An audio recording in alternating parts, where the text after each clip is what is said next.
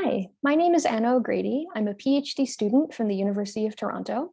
I'd like to thank the organizers for the opportunity to talk about my work. And today I'm going to tell you about our possible identification of a population of super asymptotic giant branch stars in the Magellanic Clouds. Our project actually began as a search for Thorne-Zhikov object candidates, however. TZOs are red supergiants with a neutron star core, a really fascinating avenue of binary evolution. They are massive stars with a minimum required mass of about 15 solar masses.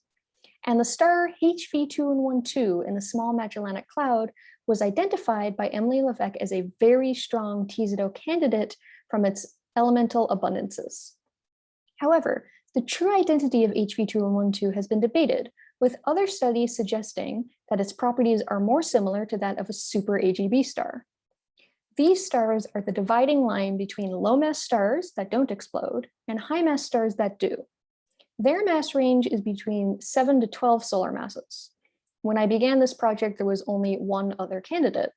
And unfortunately, super AGBs are expected to show the same types of peculiar elemental enhancements as TZOs. So we need to use another diagnostic to untangle the identity of HV2112. But we also wanted to ask a broader question. And that was, is HV2112 unique, or is it a part of a larger population? No matter its true identity, the answer to this question would be interesting. If we could identify more TZOs, it would tell us a lot about their uncertain lifetimes. And if we were able to identify a population of super AGB stars, it would be the first population of that class identified. So to try and find more stars like HV2112, we focused on its exceptional variability. This light curve is from the All-Sky Automated Survey for Supernova, and you can see that HV2112 is a highly variable star. So we searched the Magellanic Clouds for more stars with the same types of photometric and variability properties as HV2112 using data from Assassin. And we were able to identify 11 other stars with similar properties.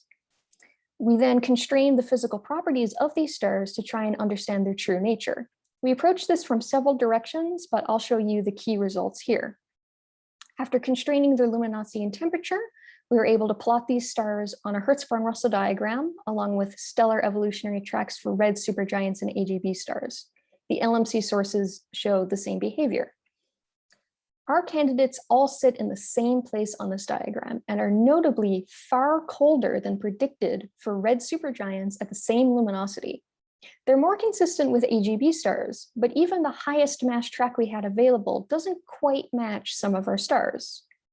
We also don't have TZO models to plot on this plot, and getting a robust mass estimate would be good since we know that TZOs must be at least 15 solar masses.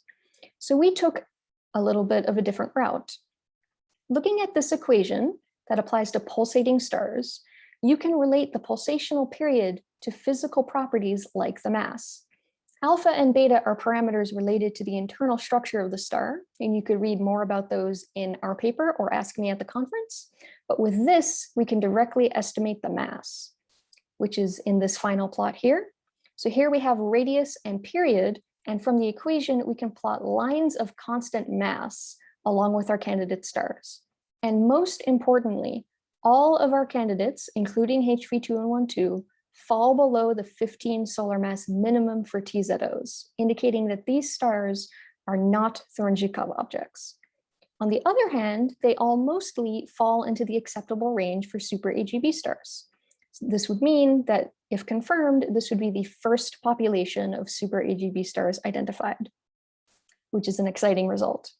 So I'll leave my summary slide here along with the archive ID for my paper. I'm working on a follow-up paper as well, so stay tuned. And thank you very much for listening.